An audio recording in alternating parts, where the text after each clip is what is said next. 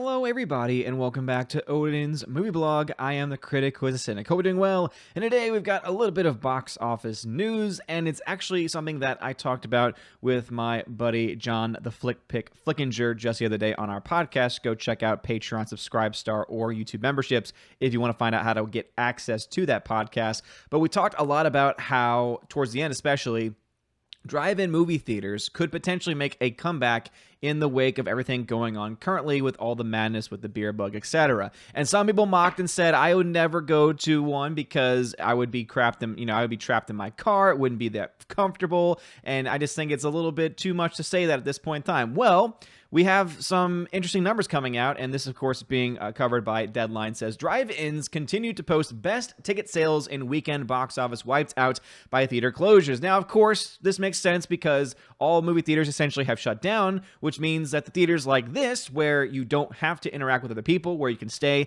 in your car, basically self-quarantine in your car without having to worry about getting infected by anyone else, it makes a lot of sense that these theaters would be allowed to stay open. And this is the whole reason why I think not only could we potentially see a comeback for theaters like this, but also some people might actually be more drawn to it because imagine, if you will, they are able to figure out a way to get you some of the best sound in your car, either by playing through your own actual speakers in your car or some other setup that you can hook onto your car. Imagine them being able to offer some type of cheaper than normal ticket price because of you not having the seats, etc., and having to provide your own air conditioning and things like that. But also imagine, if you will, if other theaters decide to start expanding and start to do some really interesting things with it. Now, do I have an entire list of things that I would love to see at a drive-in theater? Not necessarily. I think that having and I'm sure that they already do, drive-through concessions could be something that they could easily do, especially in the midst of this crisis. But in a position where we are right now, where we have no idea how long the theater is going to be closed, where we have no idea how long all this quarantining is going to stay on, we have no idea how much we're going to be impacted by this, whether theaters, for the most part, are going to be able to reopen in the same capacity that they were beforehand, because Lord knows, by the end of all of this, that certain laws will probably be now put in place that will put more restrictions on theaters and places like it that have a lot of people in a small space. You probably have theaters themselves that are going to slowly reopen and not just reopen all at once. You're going to have a fan base of people who, some of them are going to be roaring to get back to the theater again, but you'll have others, possibly those with families and elderly, who might take their time going back to the theater, if ever at all. You have studios that are now playing around with releasing their movies for either purchase early, like Disney's Onward, or having it available for rental early, like Universal's films like Emma and The Hunt, and also the, the Invisible Man as well. So you're seeing this happen already, where there's already this transition to streaming going on, and theaters have already been losing a lot of money because of those streaming wars, because people would much rather stay at home and just do things that way. But there is a compromise, right? There is this in-between, and I think the drive-through kind of fits that, because you technically do leave your house, but you don't have to deal with anyone else, especially if they set it up in the right way. You know, obviously some people say, yeah, but they have a bunch of cars next to each other and one of those cars decides to be a bunch of jerks about it. That could ruin the experience. And I think that there's a fair point there. And also, of course, others had said, yeah, but my car seat really isn't that comfortable. And I would say to them, well, first off, why did you get a car without a comfortable car seat? I don't know about you, but I do longer trips every now and then, road trips going back to where I'm originally from in New Orleans, or going to visit family all over the place. If my car seat was not comfortable, I probably would not have stuck around with it for as long as I can. So if I'm going to sit around for a movie, I can lean my thing back. I can get a cushion, right? There's ways to get that comfortable. There's ways to make that happen. And the other people have mentioned saying, what about air conditioning? Well, your car does have AC, which is the reason why I think that what you'll likely end up seeing is you'll see them provide cheaper ticket price to try and make up for that. But also, remember, we're kind of moving in this electric direction already. And so imagine, if you will, a futuristic society where you can go to a movie theater, plug in your car, all of that is provided for you when you buy your tickets, and you just get to sit, relax in your air-conditioned car with your popcorn, soft drink, etc., and everything's fine, right? It would be interesting, to at least say the least. I mean, is it perfect? No, right? No system is going to be perfect in the wake of all of this. But I'm just trying to think outside of the box and think to myself, you know what? If you already have drive-ins that are doing better already because of everything going on here currently with the beer bug, then why couldn't we see this potentially take off even more so with everything else that's going on? And this is all in the wake, too, of a couple of other updates as well. And so the big news, of course, as far as box office goes, is that apparently China has already decided to reopen 500 plus of their movie theaters as the cases have eased. I think personally this is a bad decision, and also I really just don't believe anything coming out of China right now. I think that they're reopening the theaters to try and make people think it's safer to go out and that everything's fine. I don't really buy their numbers all that much. And if their numbers are true, I don't think they're telling the true story and the full story of how they were able to lessen those cases. I think there's a lot more going on there than they're trying to let on. But also, I can't imagine that a lot of people in China would be smart or would think it's smart to want to go out to the theater right now when they still have a lot of active cases going on, right? This is the type of thing I think that the communist government is doing to try and make things look like they're better, but could end up making things worse by having yet another spike in cases as well. But still, there are theaters that are opening across the world, so there is some light, I guess.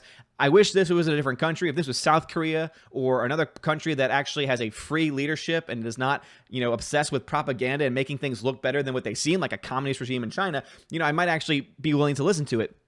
And until that happens, right now, I don't think opening movie theaters to the wide public is a good idea. But I hope we can to that point where we can find out a little bit more about it, where more theaters start to open across the world in freer societies and freer countries, so that way we can see that light. Because right now, where we're sitting, it looks like this is still going to go on for a few more weeks at the very least, and possibly even longer than that. Again, you've had the governor of New York say he thinks it could be peaking in 45 days. That was probably like about 5 or 7 days ago. They're still almost 40 days out from the peak, according to him.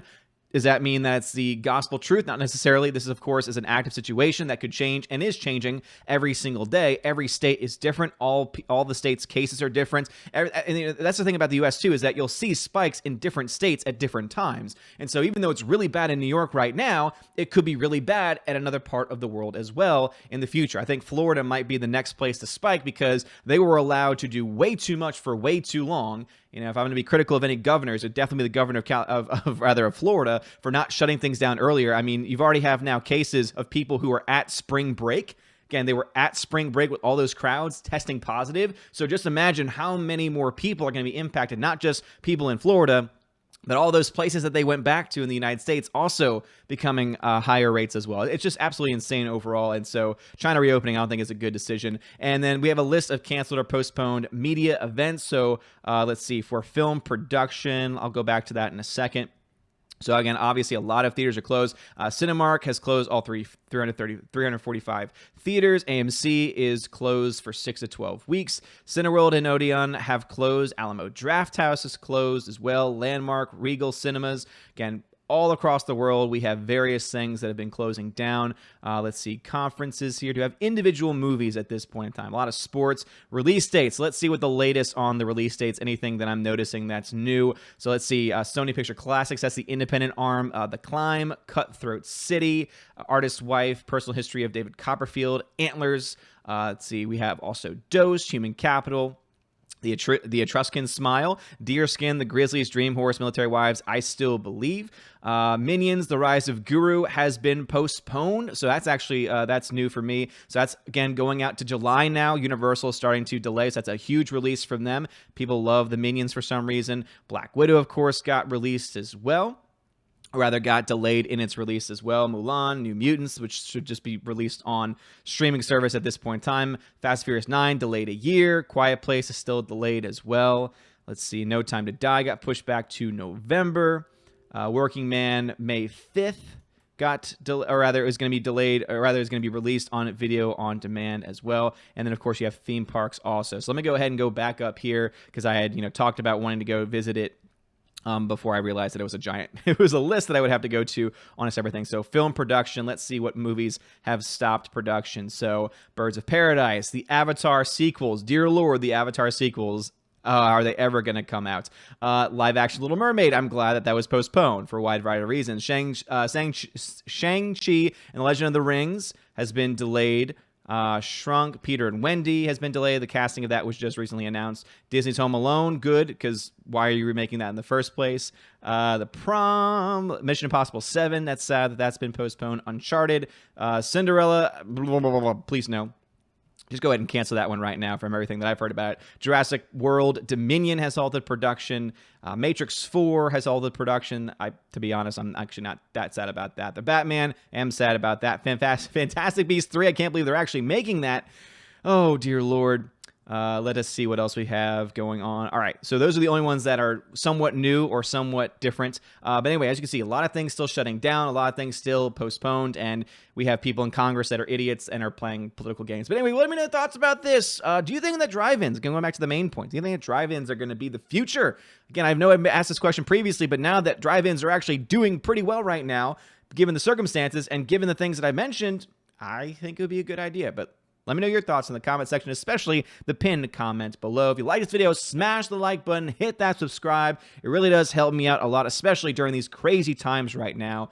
Anything helps at this point. So you guys are awesome. Have a wonderful day. And as always, God bless. And now to give a special shout out to my March Patreon and Subscribe Star members: animation commentator Brian P., Dion, David Brobrizik, Divex, Elizabeth M., Enrique Evangelista, Father Christopher Miller, Hail Father, Frank the Tank and the Shawhan Wiener Dog Clan, Harold Francis, the Honker Chonker Funky Monkey, Inflamed Wood, Trap Productions, Jason Clark, Jeffrey Toon, JJ Jonathan Jerembeck, Kenneth Camiel, Lady T, Mad Mitch Dunaway, Mr. Peabody and his evil twin with the beautiful hair, Orange Hat Reviews, Outpost Dyer, Perpetual Punster, Riff Magos, Riff Racer Request, Rosetta Allen, Sir Lancelato, Steve Glasker, Teresa Martin, Theodore Bendon, The DJD Show, and Tina B for Patreon, and my Subscribe Star peeps, Robert Revo, Larry, Mr. Roy, Glinzer, G2 Cool 99, Dark Star 57, Alex McCarthy, US 888209 Fast, Dean Heiss, Harold Francis, J-Rod the Beer Guru, Nebadan G. Adams, and ZK Man, and Mike Jackson. Thank you all so much for being my Patreon and Subscribe Star members for the month of March. You are all amazing people. Thank you so much for the support, and I hope that you are enjoying your perks. If you do not know the perks that you get, make sure you read again through all the perks that are listed, and also check your messages if you're over on Patreon, because if you are a $5 and up backer on Patreon, you get special access to giveaways over on the Discord. I send out messages with a link to join the Discord server. I will then hook you up over there, and you'll have access to some really cool giveaways. I give away 4Ks, Blu-rays, digital codes, try and give away at least a couple of big movies, 4K Blu-ray titles a month, and try to do at least 2 to 3 giveaways for when it comes to digital download codes. And I might try and do a little bit more this month as well, because I'm always trying to add extra stuff to it. And also, if you are a $10 or up backer, then you have access to a special podcast that I'm starting to do with John the Flick Pick. That's right, John Flickinger of the Flick Pick channel. We're having a lot of fun with the podcast, and so expect that every couple weeks. And of course, also any extra behind the scenes, extra footage, extra interviews, extra solo podcasts as well, you will also have access to. And my special $25 and up backers on Patreon Subscribe Star, you have access to all of those things that I've listed. You also get a t-shirt. That's right, I will send you a t-shirt for your first month. And of course, you can also be featured on the Chosen to Valhalla live stream once a month. You get to be featured on the Odin's movie blog channel. It's always usually on a Sunday around 12 p.m. Eastern time. You get to join some lovely peeps and have some really great discussion with all of the Chosen of Valhalla and me with the live audience. Anyway, you guys are all amazing and beautiful people. Thank you so much. Have a wonderful day. And as always, God bless.